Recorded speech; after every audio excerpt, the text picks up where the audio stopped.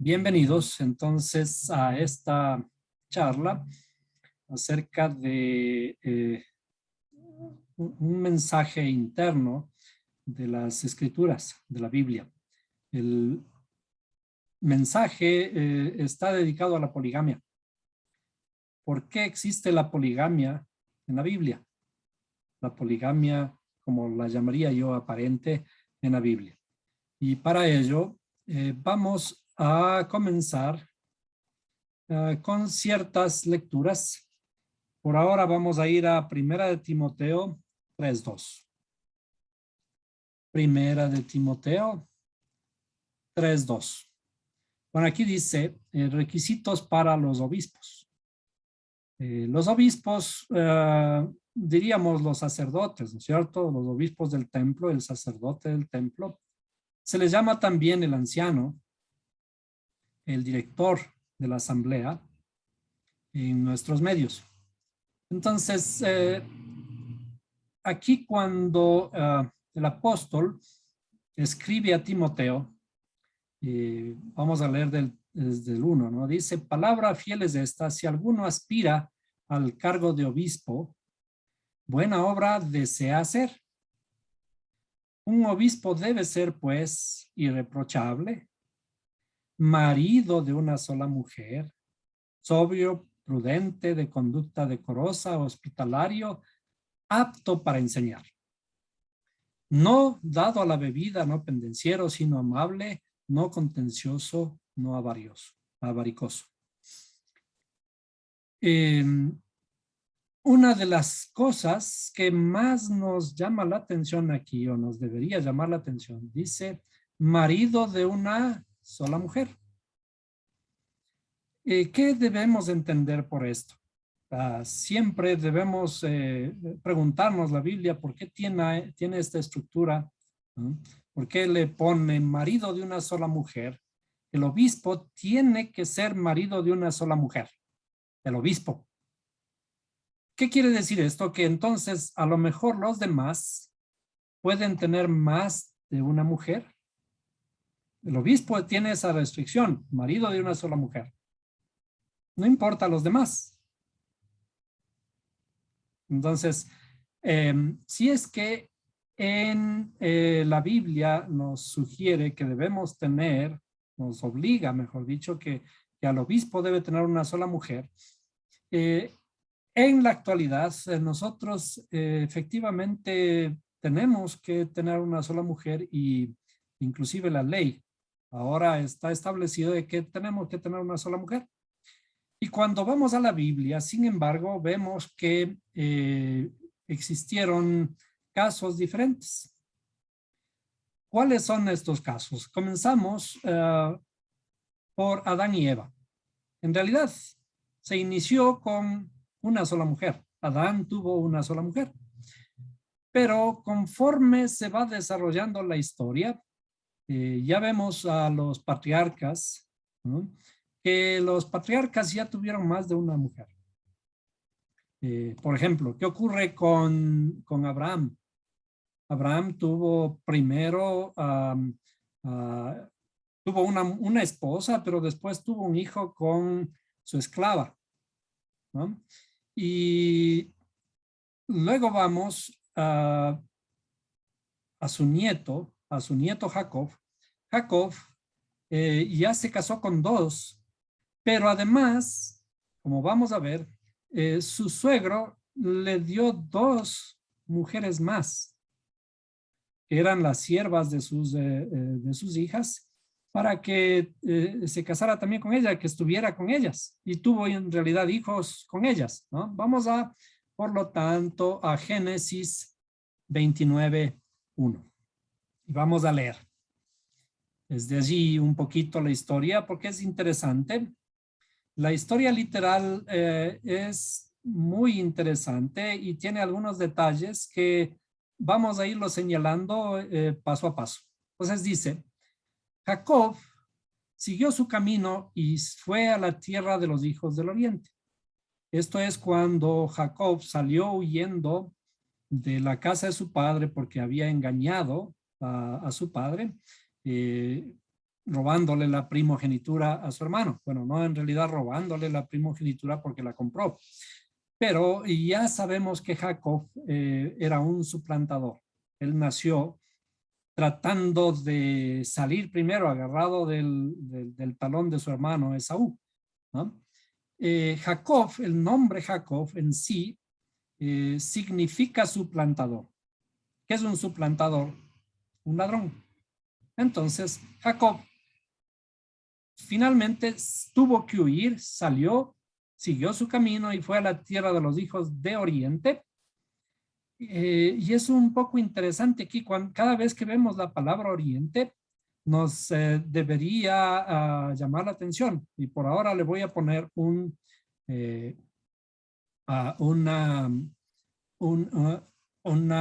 enlace a los diccionarios, al diccionario Strong de hebreo-español, para simplemente reflexionar. Cuando aquí habla de Oriente en la Biblia, habla con la palabra Kedem, que significa, vamos a ver estas partes en rojo, dice antigüedad, antiguo, eterno, lado oriental, pasado, desde el principio, siglo, sureste, tiempos antiguos, ¿no? ¿Qué significa entonces cuando en la Biblia habla de Oriente? En realidad está hablando de otras cosas más allá de simplemente una posición geográfica. Entonces, en realidad dice, y se fue a la tierra de los hijos del Oriente, está hablando de cosas espirituales, pero saltémonos por ahora este hecho, que es bastante más complejo de explicar. Y dice, y miró y vio un pozo en el camino, y he aquí 3 rebaños de ovejas estaban echados allí junto a él, porque de aquel pozo daban de beber a los rebaños, y la piedra sobre la boca del pozo era grande. Y también de paso tenemos que ir siempre mencionando que los números en las historias son o deben tomarse en cuenta, ¿no? Por ahora simplemente como una reseña para que podamos analizarlo algún momento. Dice luego, cuando todos los rebaños se juntaban allí, entonces rodaban la piedra de la boca del pozo y daban de beber a las ovejas, y volvían a poner la piedra en su lugar sobre la boca del pozo. Y Jacob dijo a los pastores, hermanos míos, ¿de dónde sois? Y ellos dijeron, somos de Harán. Harán era la tierra donde él tenía que ir, ¿no? Entonces les dijo, ¿conocéis a Labán, hijo de Nacor? Y ellos respondieron, lo conocemos. Y él les dijo, ¿se encuentra bien? Y dijeron, está bien. Mira, su hija Raquel viene con las ovejas. Y él dijo, he aquí, aún es pleno día, no es tiempo de recoger el ganado. Da de beber las ovejas e id a apacentarlas. Creo que en este punto Jacob ya vio la belleza de Raquel y le dijo, miren, caballeros, ¿pueden irse? En otras palabras, quiero quedarme solo, ¿no? Pero ellos dijeron, no podemos hasta que se junten todos los rebaños y quiten la piedra de la boca del pozo. Entonces daremos de beber a las ovejas. Todavía estaba él hablando con ellos cuando llegó Raquel con las ovejas de su padre, pues ella era pastora. Y sucedió que cuando Jacob vio a Raquel, hija de Labán, hermano de su madre, y las ovejas de Labán, hermano de su madre, Jacob subió y quitó la piedra de la boca del pozo y dio de beber al rebaño de Labán, hermano de su madre. Entonces Jacob besó a Raquel y alzó su voz y lloró. Amor a primera vista. Jacob se enamoró de Raquel a primera vista, por eso decíamos que él supo que ya era la hija de su tío cuando venía y les dijo a estos señores, a los pastores, váyanse, ¿no? Y luego la ve de cerca y apenas la ve, dice Jacob, besó a Raquel y alzó su voz y lloró. Esta parte es muy importante. Hay otra parte también que más adelante dice, y amó Jacob a Raquel. Entonces aquí Jacob besó a Raquel y alzó su voz y lloró. ¿Por qué lloró? Es una cosa interesante. Diríamos que es un amor romántico. Se enamoró y lloró de felicidad, lloró de alegría después de todo su trajinar, salir huyendo y se encuentra con el amor de su vida y la belleza de Raquel, como vamos a ver, la belleza de Raquel le impresionó tanto que le llevó hasta las lágrimas. Y entonces dice, y Jacob hizo saber a Raquel que él era su pariente, era pariente de su padre y era hijo de Rebeca, y ella corrió y se lo hizo saber a su padre. Sucedió que cuando Labán oyó las noticias de Jacob, hijo de su hermana, corrió a su encuentro, lo abrazó, lo besó y lo trajo a su casa. Entonces él contó a Labán todas estas cosas. Le dijo Labán, ciertamente tú eres hueso mío y carne mía. Y Jacob se quedó con él todo un mes. Y Labán dijo a Jacob, ¿acaso porque eres mi pariente has de servirme de balde? Hazme saber cuál será tu salario. Después de 30 días, nosotros tenemos un dicho aquí de que después de 3 días el huésped apesta, ¿no? Y tenemos que ya salir de ahí. Aquí, en ese tiempo, todavía pudo durar 30 días. Y después de 30 días le dice, mira, ya no quiero ser tu huésped. Ahora, perdón, Labán le dice, ya no puedes estar aquí como huésped. Trabaja para mí. Entonces dice Labán, tenía 2 hijas. El nombre de la mayor era Lea y el nombre de la menor Raquel. Y los ojos de Lea, esto es una cosa importante, y los ojos de Lea eran delicados. ¿Qué significa delicados? Los ojos delicados significa también bonitos, pero creo que llorosos. Eran más como que efectivamente podían derramar más lágrimas, ¿no? Pero Raquel era de bella figura y de hermoso parecer. Bella figura, hermoso parecer. En otras palabras dice de bello semblante y de hermoso parecer. Y Jacob se había enamorado de Raquel y dijo, te serviré 7 años por Raquel, tu hija menor. Entonces aquí hay un contrato entre Jacob y su suegro Labán. Y Labán dijo, mejor es dártela a ti que dársela a otro hombre. Quédate conmigo. Entonces ya quedó establecido el pacto de que tenía que trabajar 7 años por Raquel, para casarse con Raquel, y al final del tiempo él se podía quedar con ella, con la hija menor. Y Labán dijo, mejor es dártela a ti que dársela a otro, mejor quédate conmigo. Jacob pues sirvió 7 años por Raquel y le parecieron unos pocos días. ¿Por qué? Por el amor que le tenía. Bien, entonces dice, Jacob dijo a Labán, dame mi mujer porque mi tiempo se ha cumplido para unirme a ella. Imagínense un enamorado trabajando 7 años para conquistar a su mujer, para ganarse a su mujer, y después de 7 años, ahora sí le dice, bueno, está cumplido el tiempo, dame a tu hija. Pero dice, y Labán reunió a todos los hombres del lugar e hizo un banquete para la fiesta. Y sucedió que al anochecer tomó a su hija Lea y se la trajo y Jacob se llegó a ella. Es decir, hubo una boda, le entregó a su hija Lea en la noche y Jacob se llegó a ella.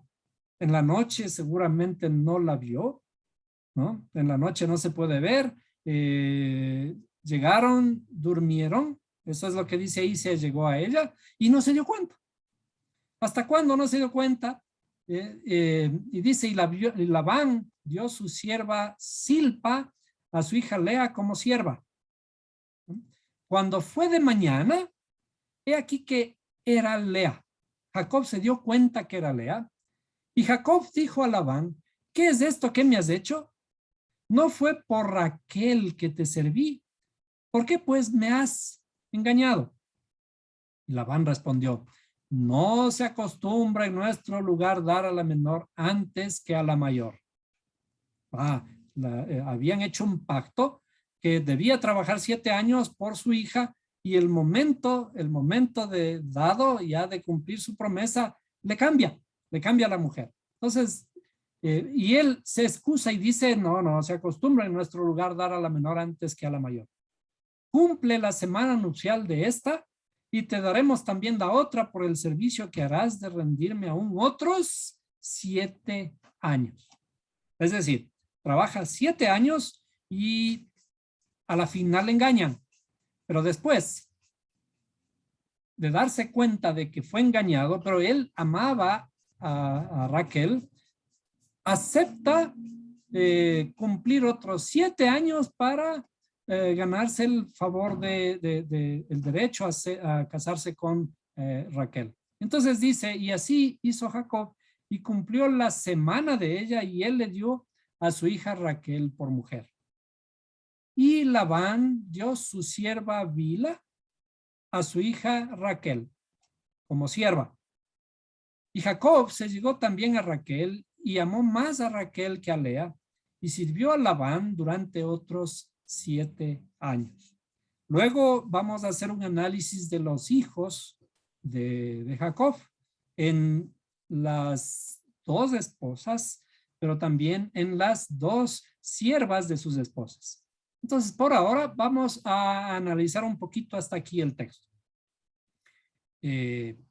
Para ello, como siempre, yo recurro a dibujos. Tenemos que ponerle en dibujos lo que estamos diciendo. Entonces,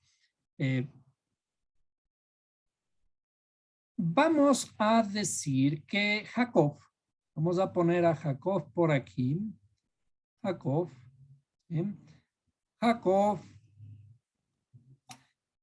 se casó, se enamoró de Raquel, pero su padre le entregó a Lea.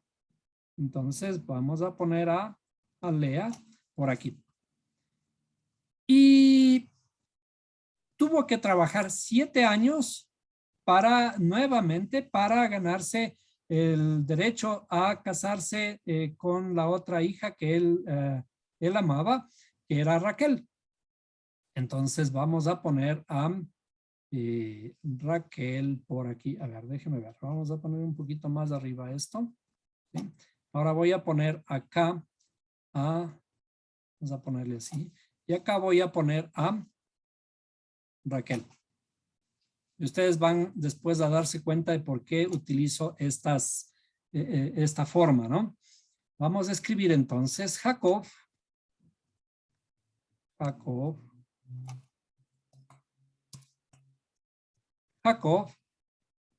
Primero se casó con Lea debido a que su padre le engañó, pero él en realidad amaba a Raquel.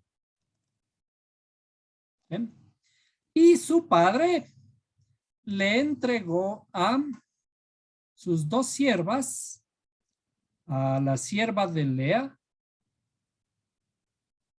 que es Silpa. Vamos a ponerle por aquí. ¿Sí? Y vamos a poner aquí Silpa. ¿Sí? Y también le dio a Bila, que es la sierva de Raquel.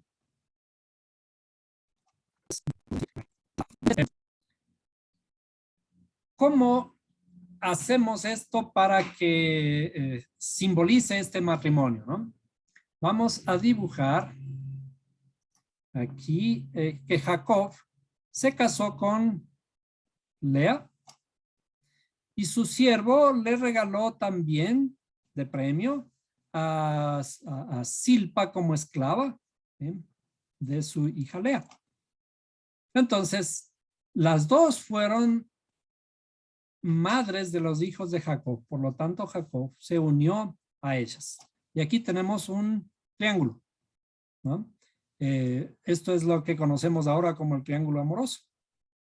Bien dicen ahora que lo que tenemos que evitar son los triángulos amorosos y, ¿cómo es? Los triángulos amorosos, las mentes cuadradas y los círculos viciosos, ¿no? Los círculos viciosos. Estas figuras son especiales de tomarlas en cuenta. Entonces, Jacob aquí ya tuvo su primer triángulo amoroso, porque en las dos se allegó y tuvo hijos. Pero ahora nosotros sabemos a través de la historia, después de todo este trabajo que hizo Jacob para Labán, 14 años trabajando por Labán, después salió y de regreso a la casa de su padre, pero tenía que encontrarse con su hermano. Y para encontrarse con su hermano hubo un episodio en el que Jacob se enfrentó con un ángel. Y este ángel era el mismo ángel del Creador. Entonces, cuando Jacob luchó contra este ángel, está escrito, la historia dice que lucharon los dos toda la noche. Y durante toda la noche estaban luchando. Finalmente, cuando comenzó a rayar el alba, el ángel, que no sé si era un vampiro o algo así, porque aparece el rayo del sol y dice, me tengo que ir. Y Jacob le agarra al ángel, no le deja ir, le dice, no te dejaré mientras no me bendigas. No te dejaré hasta que me bendigas. Entonces, el ángel dice, ¿cómo te llamas? Dice, me llamo Jacob. Ya no te llamarás más Jacob, sino que te llamarás Israel. Entonces, Jacob ahora es, después de toda de estas historias, es llamado Israel. Entonces, a este mismo personaje tenemos que llamarle Israel y vamos a ponerle aquí en nuestra figura con el nombre de Israel, porque estamos hablando del mismo personaje. Esta historia es muy representativa para nosotros. ¿Por qué? Porque toda la Biblia habla de Israel. Israel, desde que aparece Jacob, luego es llamado Israel. Israel es el tema de toda la Biblia, de todos los profetas. Y también luego de las 12 tribus de Israel, de la tierra de Israel, cuando viene Jesús, también dice que él ha venido a las ovejas perdidas de la casa de Israel. Y este tema, el tema de Israel, hasta ahora es un tema muy predominante en la Biblia. Entonces es un personaje muy importante que está relacionado estrechamente con Jacob. Pero desarrollando un poquito esta historia, quizás adelantándonos también a esta historia, tenemos que ver que este personaje Jacob, que luego se llama Israel, se casa con Raquel.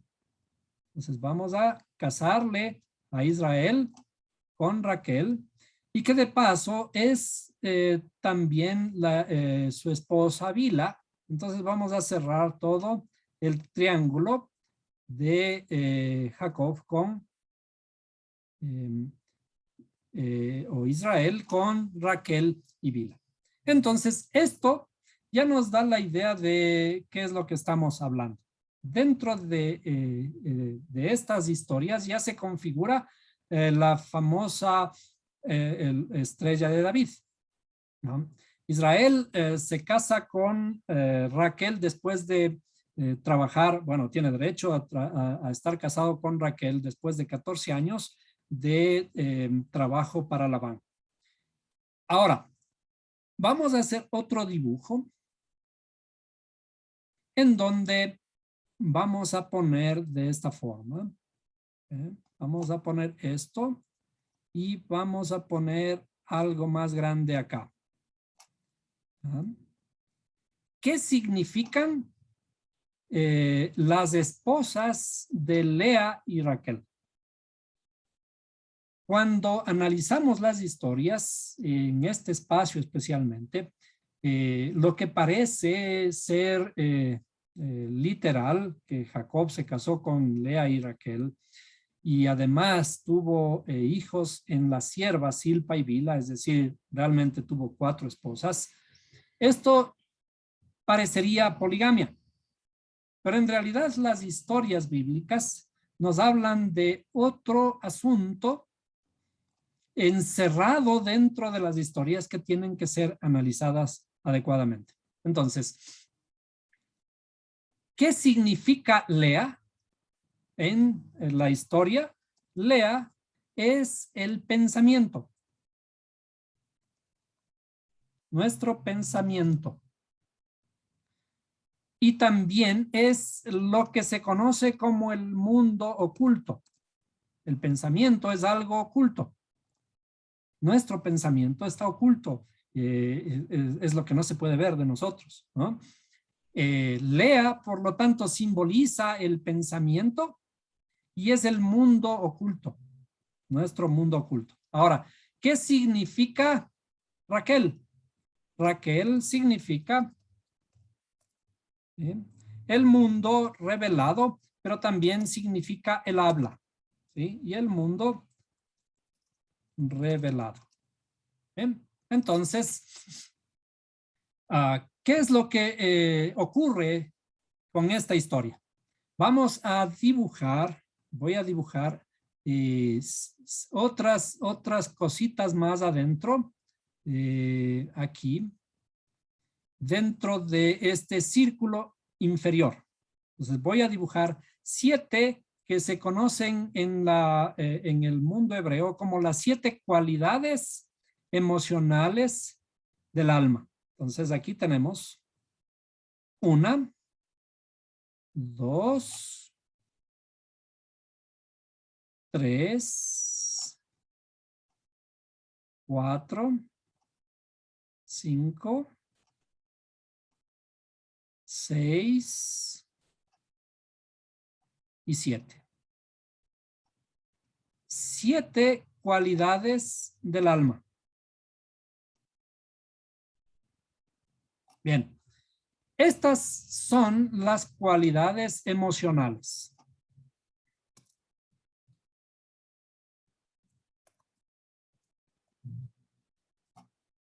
A esto habíamos llamado en otras clases anteriores también nuestra tierra. La tierra que debemos cultivar. Cuando a Adán, Dios le dijo, trabajarás la tierra. Con el sudor de tu frente trabajarás la tierra. Entonces, dentro de nosotros existen 7 grandes grupos, ¿sí? Y vamos a ponerlos, voy a irlos nombrando un poquito. Estamos metiéndonos en terminología hebrea, ¿no? Pero que está dentro de la Biblia. Todo esto está configurado en la Biblia. A esto se le conoce como la bondad amorosa, que está representada por Abraham. A esto se le conoce como el poder y también el miedo, ¿sí? Que está representado por Isaac. Aquí tenemos a el principal personaje de toda esta historia, que está simbolizado por Jacob, todo lo que estamos viendo aquí, que se transforma en Israel, el centro de toda la historia, y a esto se le nombra simplemente la belleza, ¿no? ¿Ya? La belleza. Ahora vamos a la victoria. La victoria. Y se acuerdan que sabemos de que dice, y tú es el poder, la gloria y la victoria, todo eso, ¿no? Vamos acá también justamente a la gloria o el esplendor, ¿sí? La gloria, el esplendor. El fundamento. El fundamento. El fundamento, ustedes saben, cuando se refiere al fundamento, dice el fundamento de la piedra, el fundamento, la piedra angular es Cristo, o Mashiach. Y aquí lo que se conoce como el reino, finalmente lo que en términos generales el reino significa el poder del habla. Entonces, el término, la terminación de todo el trabajo de estas cualidades internas nuestras que están en nuestro cuerpo, aquí abajo de nuestras emociones, es finalmente el habla. Es decir, esto está simbolizado por Raquel. El final de todo el trabajo está simbolizado por Raquel. Y Lea está simbolizando nuestros pensamientos, todo lo que está oculto aquí arriba. Entonces, esta historia, ¿qué significa? Cuando Labán, que es el traidor de esta historia, le dice a Jacob, bueno, tienes que trabajar 7 años por mi hija, ¿sí? Por mi hija Raquel. Entonces él encantado dice, perfecto, no tengo inconvenientes. Lo que ocurre es que en esta historia podemos, en estas figuras, podemos ir determinando que el trabajo que está realizando Jacob es, vamos a trabajar nuestras cualidades, voy a ponerle así más rápidamente, las cualidades emocionales. ¿Sí? Y entonces tengo derecho de casarme con Raquel, es decir, tengo derecho a casarme con lo que más me gusta. ¿Qué es lo que más me gusta? Que dice Jacob, lo que más le gusta a Jacob es hablar.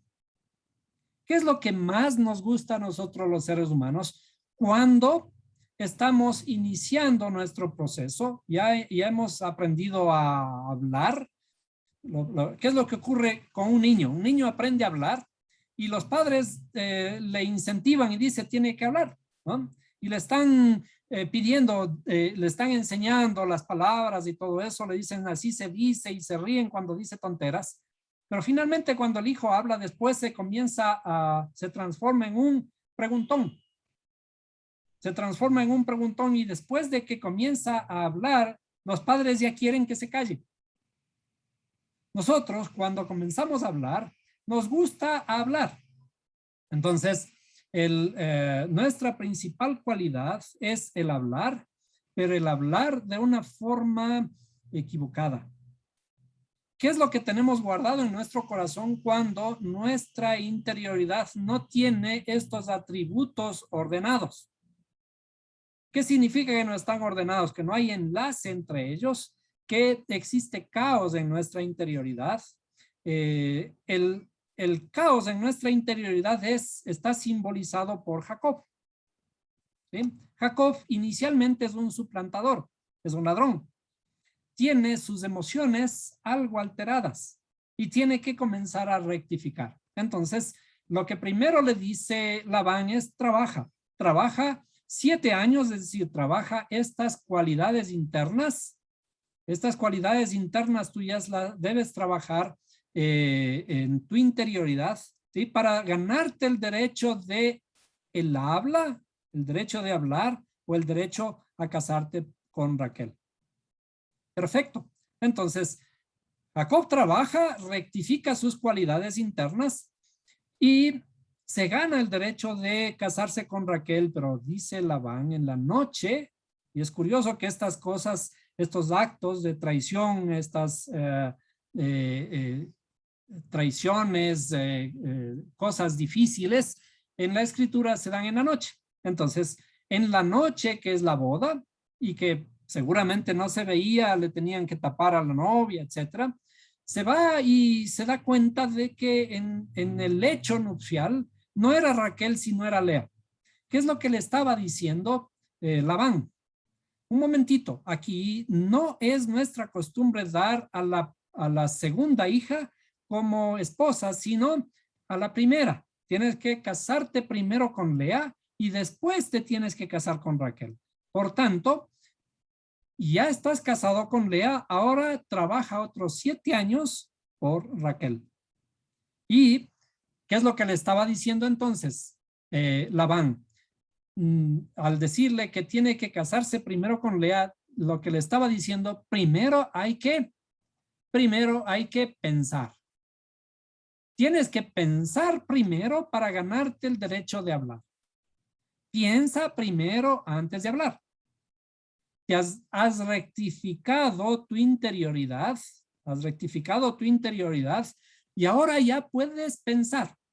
Pero ahora que ya piensas, tienes que comenzar a elaborar el proceso del habla, es decir, el pensamiento.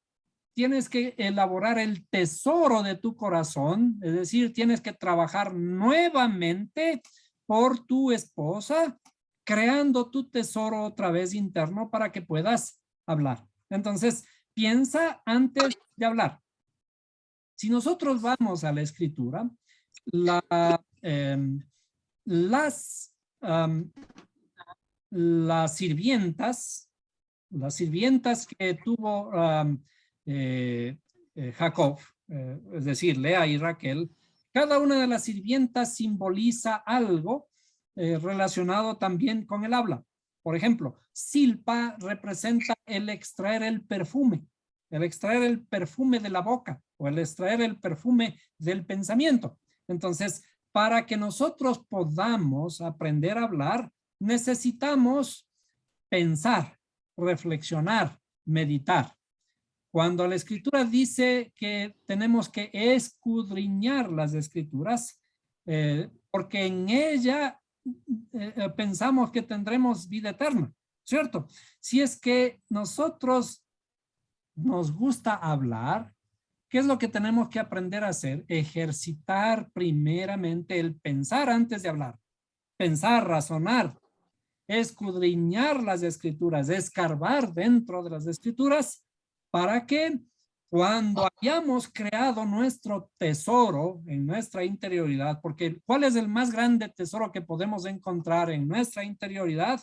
En nuestra interioridad encontraremos para nosotros lo más grande que podemos encontrar en nuestra interioridad es nuestro corazón. ¿Sí? Porque de él mana la vida, ¿cierto? Nuestro corazón mana la vida. Si es que estamos creando vida en nuestro corazón, cuando la estamos cultivando nuestro corazón, entonces estamos creando tesoros para vida eterna. Cuando primeramente pensamos. Pero si es que hablamos sin pensar, en realidad todo será al revés. Si hablamos sin pensar, estamos destruyendo. No será edificación.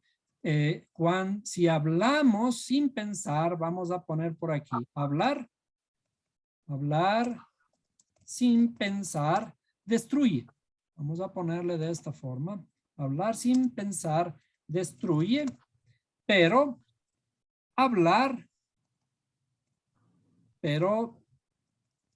pensar antes de hablar edifica. ¿Sí? Entonces, esta debe ser la estructura de nuestra habla. Entonces, esta historia que parece de poligamia, la poligamia no es el objetivo de la historia bíblica. La poligamia parece estarnos insinuando de que tenemos que reflexionar precisamente por qué Jacob se casó con 4 mujeres, por qué Jacob tuvo 4 mujeres. En realidad lo que está diciendo aquí es de que es un proceso interno dentro del corazón de nuestra propia alma. Y no está hablando solo de Jacob, está hablando de Israel, que somos también cada uno de nosotros. Es decir, la Biblia no nos cuenta una historia para saber cómo fue en la antigüedad. Lo que nos está es enseñando, poniéndonos sobre la mesa una historia que tenemos que analizarla desde el punto de vista espiritual. ¿Qué dice la Biblia? La Biblia dice que tenemos que pensar antes de hablar. No dice que tenemos que tener 4 mujeres. ¿Por qué en la Biblia está escrito de que David tuvo 700 esposas y 300 concubinas? ¿No? Imagínense, sigue siendo este mismo esquema de 700 porque es 7 multiplicado por 100. Es el mismo esquema, solo que el hombre más sabio, como está aparentemente descrito en la Biblia, Salomón se casó con tantas mujeres. Entonces, ¿esto qué significa? Que el proceso de transformación para llegar a ser un hombre sabio tiene que pasar por mucho más trabajo en la interioridad. A esto, de aquí abajo, al mundo del habla, a esto se le conoce como la mujer. La mujer es esta parte emocional interna nuestra. Entonces, ¿qué tenemos que hacer? Pensar para transformar la mujer interna que tenemos dentro de nosotros. Pensar para poder transformar la mujer interna que tenemos dentro de nosotros. Y eso habla no solo a nosotros los varones, sino también habla a las mujeres. La estructura de nuestra alma es pensamiento y habla, lo que se conoce como varón y mujer. Pero no está hablando de los hombres tienen derecho a cuatro mujeres o a 1000 mujeres, ni cosa por el estilo. ¿Y qué de las mujeres? ¿Las mujeres no tienen derecho también a 4 varones o a 1000 esposos? ¿Sí? ¿Por qué esa diferencia en el trato entre varones y mujeres? ¿No sería esto una forma de machismo en el aspecto literal? ¿O cómo de otra forma resolveríamos el aspecto literal? Que en la antigüedad sí era posible y ahora no. Es decir, que Dios antes permitía y ahora obliga a que tengamos una sola mujer, como vemos en Timoteo, que dice, y el obispo tiene que ser marido de una sola mujer. Aunque claro, ahí está obligando solo a los obispos, ¿no? Pero no es que Dios ha cambiado. No es que Dios antes permitía que tengan más mujeres y ahora tengamos una, ¿no? Siempre el mensaje interior de la escritura es de la transformación interna de nuestra alma. Por lo tanto, siempre debemos revisar las historias, los aspectos literales de la historia, esas aparentes incongruencias en lo escrito hacia lo interior, que lo que nos está tratando de decir el mensaje interno de la escritura es básicamente un aspecto diferente al literal. Creo que por el tiempo no tendríamos cómo analizar acerca de los hijos de Jacob, que fueron 12 en las diferentes mujeres. Pero vamos a señalar simplemente, vamos a poner aquí cuáles, en dónde están, de dónde salen los 12 hijos, ¿no? Una vez que ya tenemos esta estructura de aquí, vamos a ir dibujando las esquinas. ¿Cuántas esquinas tenemos ahora en esta estrella? Tenemos 6 esquinas, ¿no es cierto? Pero si las ponemos también aquí internamente, 1, 2, 3, 4, 5 y 6 más, ¿sí? Es así como estaban distribuidas las tribus, las 12 tribus de Israel frente al monte Sinaí, ¿no? En una estrella de 6 puntas, una estrella de David, pero que en las otras esquinas internas que de paso forman un hexágono. Aquí es esta la estructura que se ponían las tribus de Israel bajo el monte Sinaí. Y curiosamente, hay una tribu que se ponía al centro. No sé si ustedes recuerdan, hay una tribu que se ponía al centro, que es la tribu de Leví. En realidad hay 13 tribus, pero la una no se cuenta. Entonces, esta tribu, la tribu de los sacerdotes, estaba en el centro del campamento y por lo tanto ahora aparecen las 12 tribus, ¿sí? Que en realidad también llegan a ser 13. Las 13 que habíamos iniciado antes de la clase, decíamos, corresponden a lo que se conoce como el amor, ¿sí? Y también la unidad, que es un número muy importante dentro de la escritura. El número 13, que habla del amor, y por eso 1 Corintios 13 habla del amor, ¿no? Y el amor es sufrido, el amor es benigno, etcétera, ¿no? El número 13 es un número de gran importancia dentro de la Biblia, así como el número 12. Y nos hemos preguntado alguna vez, ¿por qué hay 12 tribus? ¿Por qué hay 12 meses en el año? ¿Por qué los huevos se venden en docenas? ¿Por qué hay las docenas? ¿No? Es muy común el comprar en docenas los alimentos. Hay varias razones del número 12, como 12 horas del día, ¿no? Y 12 horas de la noche, que dan 24.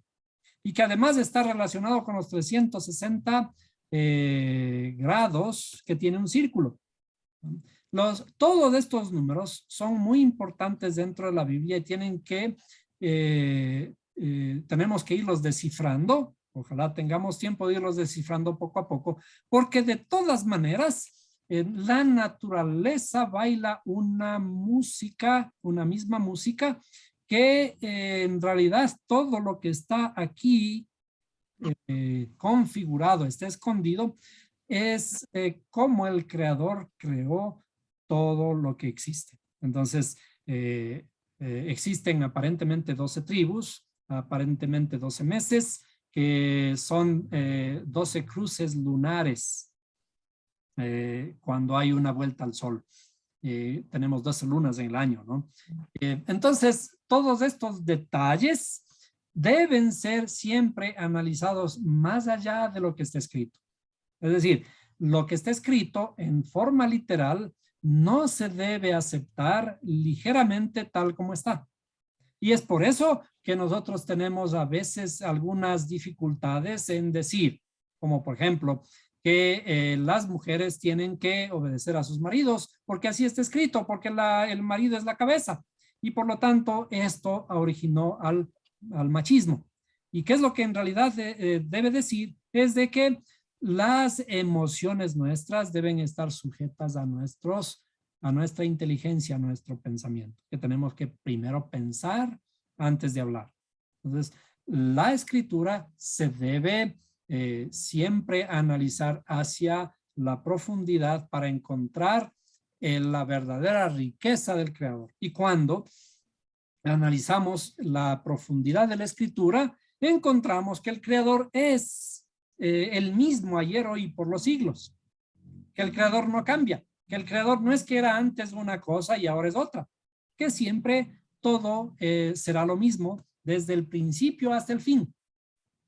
Siempre mirándole al creador como este creador de todo el universo lleno de amor, y que lo que interesa es que el hombre se arrepienta, dice, porque Dios quiere que todo el mundo a él, que todos se arrepientan y lleguen a sus caminos.